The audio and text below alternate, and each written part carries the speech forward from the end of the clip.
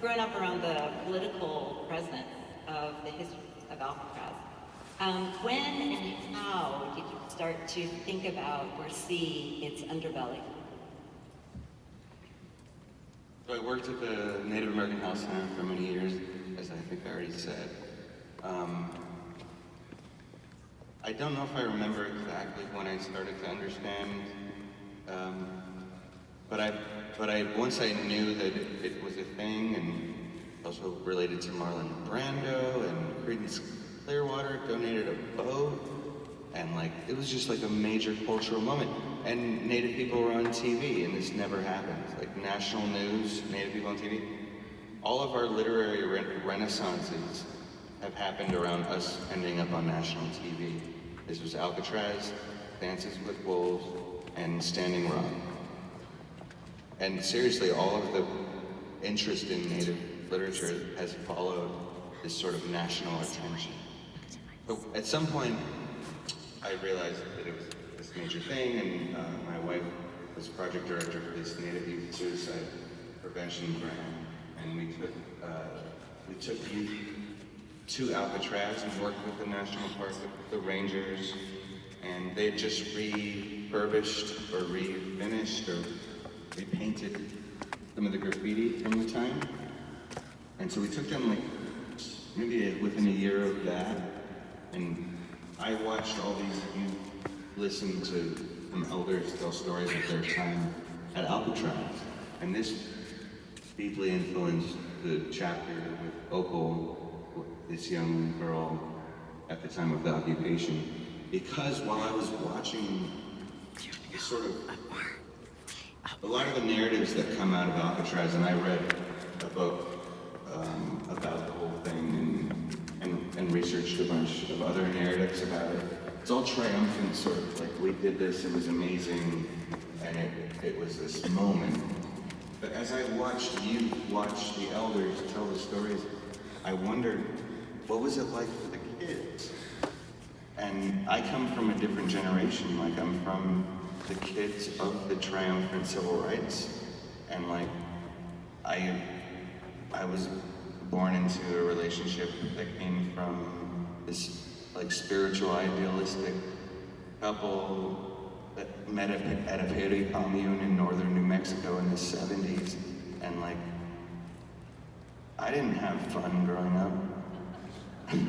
Like it was intense. It was like that idealism sort of works differently for kids. Kids experience it differently.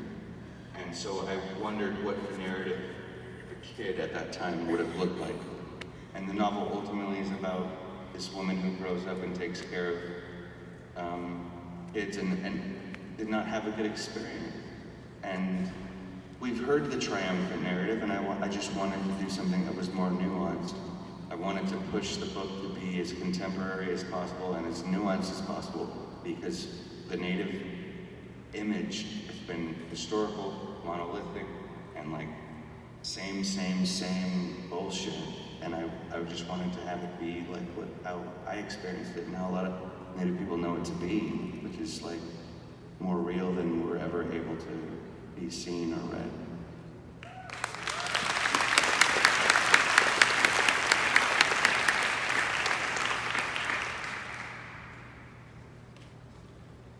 So the follow-up is about the novel's persistence in representing misogyny and the abuse of women that's also intertwined with a critique of colonization. And so I'm wondering, how does the novel help us think about the relationship between misogyny and other forms of violence?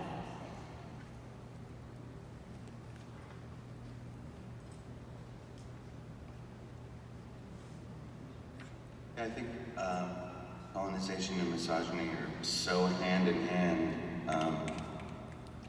I don't know that I was like pairing those things all that consciously to make a point. My writing process has to do with like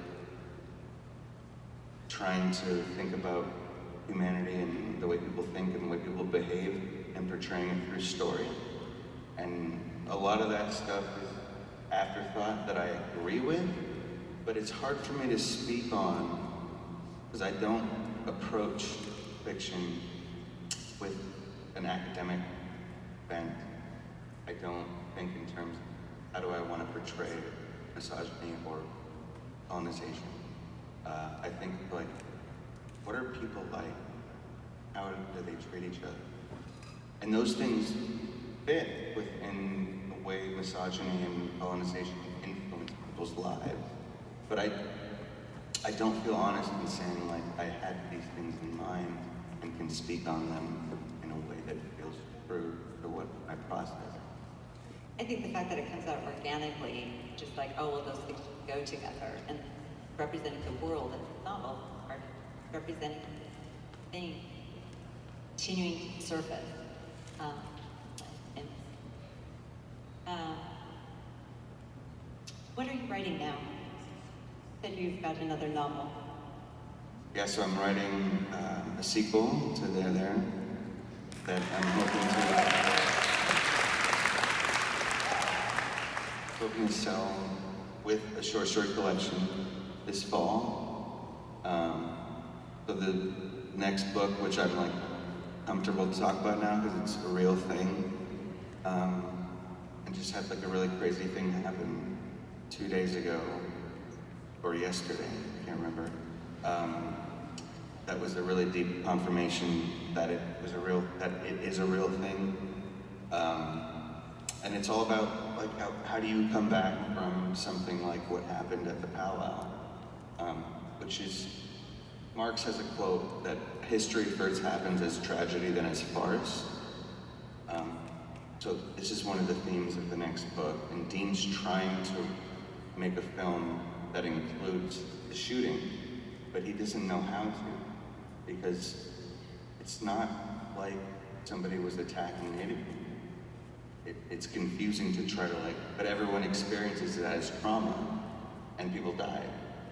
And it's sort of parallel Native experience. Like, we're not allowed to experience history as trauma exactly. It's so complex and confusing. So it's sort of paralleling Native experience of history is everyone's experience of the powwow. And then Dean's trying to make a film about it that he knows he can't just make it about the actual shooting. And then he gets involved with a German film crew and he goes to Germany and experiences a German powwow. Hey, that's real. It's a real thing. That's real. That's a real thing. Very real and scary. I'm going to Germany in like 2 weeks. Okay, so tell me, is this also, you were earlier talking about Dean's name, Dean Oxendine. So how does his sort of quest fit into his naming? So I did a thing that, it's like a little bit annoyingly meta, but like Dean Oxendine is Dean's name fits within his last name, and it's the same way he fits within the novel, sort of like embedded in the novel, the same way he's embedded in his last name. And in the next book, it's even more annoyingly meta, as he's like part of a film crew with these Germans, and he tries to sabotage their film because they're covering the Oakland powwow shooting, and then he becomes part of the film crew. I don't know if that answers the question. That's awesome. I think this might be a good time to talk a little bit about this experience that Orville had in the book, where he finds spider leg embedded in his leg, and this seems kind of foreboding. Can you tell us what the inspiration for the spider leg might be? My son was very much wanting me to bring this up tonight. Orville, in the book, pulls up spider legs out of his leg in a Target bathroom in West Oakland. And it's always a little embarrassing to tell this story because it means I was in a bathroom in Target in West Oakland, you know, probably doing something where I'm sitting down in the Target West Oakland bathroom. Not a great way to start a story, but I was shitting in a Target in West Oakland and pulled spider legs out of my leg. So I pulled them out and I went out to my wife and had it on toilet paper. And she said I was like colorless, like freaked out. She saw them and they're bend in the leg. In the novel there's 3, because it has to do with numbers and something I'm doing with Opal's obsession with numbers. There was actually 2. And we saved them for a while and would show them to friends and family at parties. And then at one party, somebody thought it was garbage, which it probably is, and threw them away and we lost them. But yeah, I pulled spider legs out of my leg, and that was the inspiration. And I didn't know what it meant and looked on the internet to see if it, like, spent weeks looking on the internet to see if anyone had anything close. And there was nothing, and I called my dad, and he said, it sounds to me like you got witched. And I was like, well, what do I do? And he was like, I'll pray for you. What? And so, no, I don't know what it's about. And because I didn't have anything to do with it, it felt right for the novel. I already had a spider web theme, or spider theme going, and so I decided to give it to my characters, because otherwise it was just going to be this weird plaguing thing.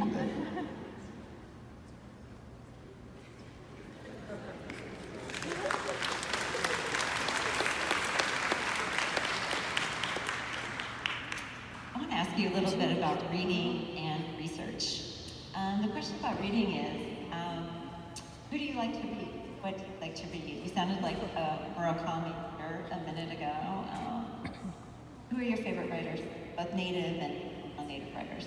What does that mean? I sounded like a Murakami reader. You said you had a story about a guy who had like a hand growing out of his chest, and that sounds like something Haruki Murakami would write. So, but you wrote it, and I can't wait to see it. But who do you like to read? I'm really all over the map. I read a lot of contemporary stuff. There's a lot of requests for blurbs that have happened now. And I love to read new stuff, especially by other native authors. I was very generous, the support I got and the people that blurbed me, so I want to get back like that. And so I appreciate doing that. But I'm all over the spectrum. I mean, I always go blank in my head if somebody asks me, what do you like to read? And that's happening now. I'm reading, for example, Andre Iguodala's autobiography. Warriors fan. There's a short story collection that I loved recently called Mouthful of Birds by Samantha Schweblin. She's like a modern day Kafka. That was a really good collection. There's a collection of lectures, collected lectures by Mary Ruffel called Madness, Rack, and Honey that I really like. I can only think of like what I've read recently. Right. Well, that's awesome. So research is also a big part of putting together a novel, and you know, when we get the book, it's all worked out. But sometimes novelists or story writers do hours of research just for one line or one paragraph, just to inspire our students. Can you tell them about some experiences you've had where you've done a lot of research, but it was worth it to get that one paragraph? Totally. Yeah, I do a lot of research. Meaning I'm on the internet all the time. No, but it's true. You end up finding things out through weird internet tangents that are invaluable. Like a lot of the prologue was, for example, this is probably the best example.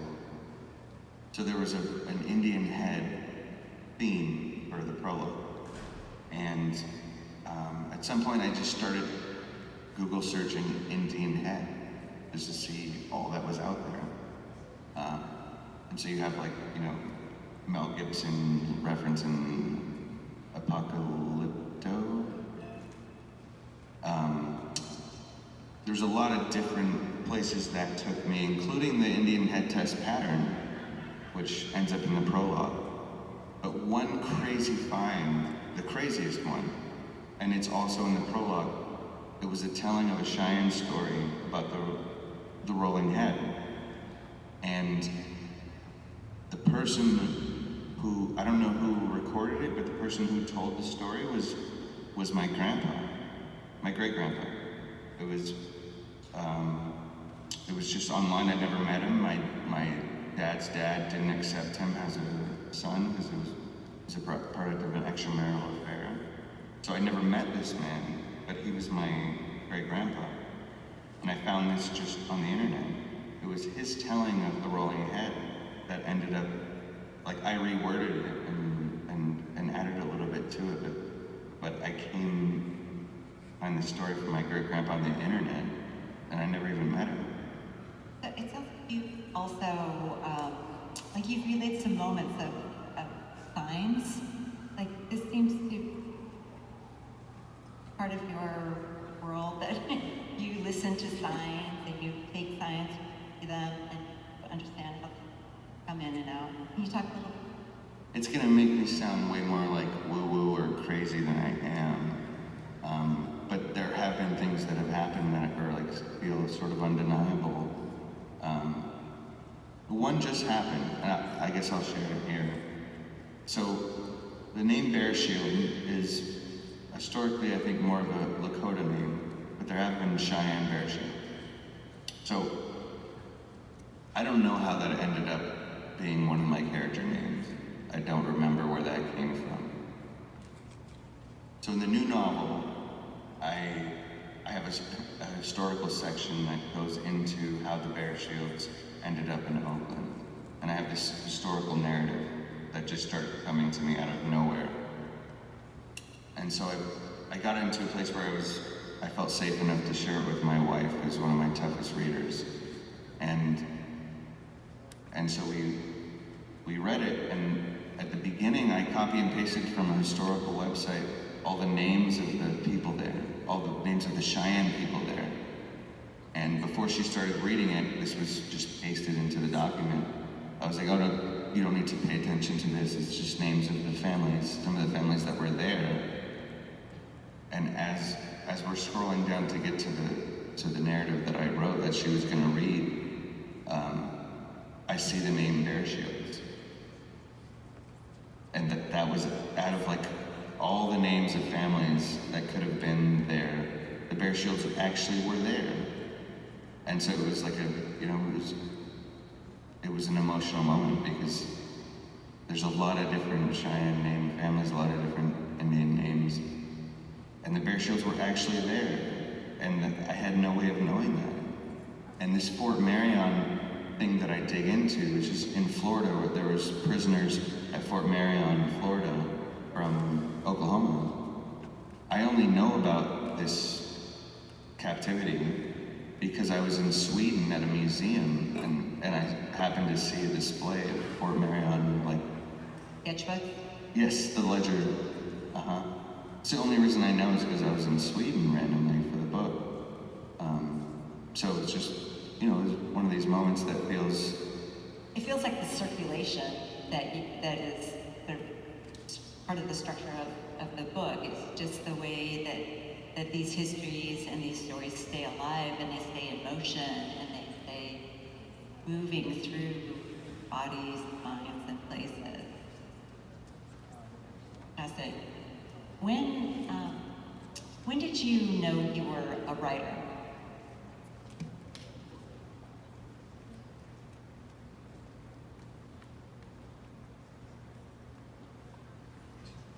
Do I now? Um,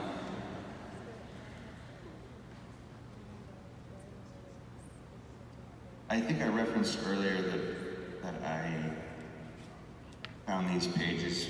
I was with my son. I was showing him some like crazy drawings that I did from 2002, 2003, and like 100 pages of written, unreadable poetry or whatever it was. At that time, I certainly did not think of myself as a writer. Whatever I was doing, writing these pages, I certainly would never have told anyone I was a writer. I worked, I think, in private for a long time. And even like handing off pages to an early unreadable novel to my wife in the BART train when I was trying to get her to like me. I think even at that point, I wouldn't have called myself a writer. Maybe like influencing these native youth and having them like be touched by my writing, and like I got into like a prestigious residency and I got an honorable mention in a short story contest that I entered for 7 years in a row out of Zoetrope. Maybe in that time I started to consider the idea that I could be a writer, but it's, you know, it's a heavy mantle to try to put on without sounding ridiculous or risk feeling like somebody's gonna scoff at you. Or, you know, it's not like saying I'm a welder. Like you can watch somebody blowtorch something with a mask on it, like, oh yeah, I see, he's a welder. But unless you have something public and are official, you can't say you're a writer unless you have your sort of bona fides or... But there's some world that you're in when you're writing, where you're writing so that you have an audience in your mind at least. So in these years before you were published, who was your audience? Who were you writing for? You're writing for yourself, but there's someone that you imagine as your reader, you know your story would mean something to. Who were you thinking of? I don't think it was audience. I think it was coming to understand language and how I could think better with language, with writing, than I could with thinking. And coming to that understanding was a really important thing for me. I think when you sit down and put in time to write, you can produce something more than thinking can. And I really love that about writing. The process of discovery as you're writing. Yeah. I see that we are getting toward the end of our program, and I think we're supposed to have some questions from the audience. Happening? Oh, it's a long way.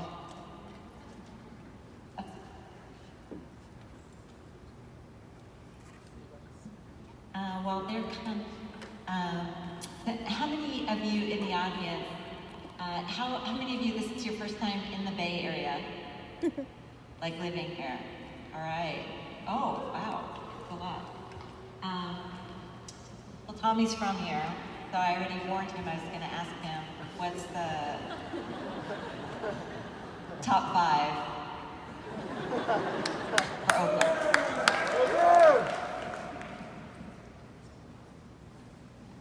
Grand Lake Theater,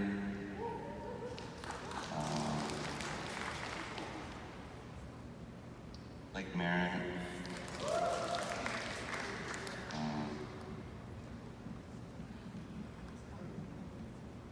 I really like East 12 as a street randomly. I just have love for it. Diamond Park, dear to my heart. Grew up very close to Diamond Park. One more. Grandma Velma's house on Delaware Street, right next to 580.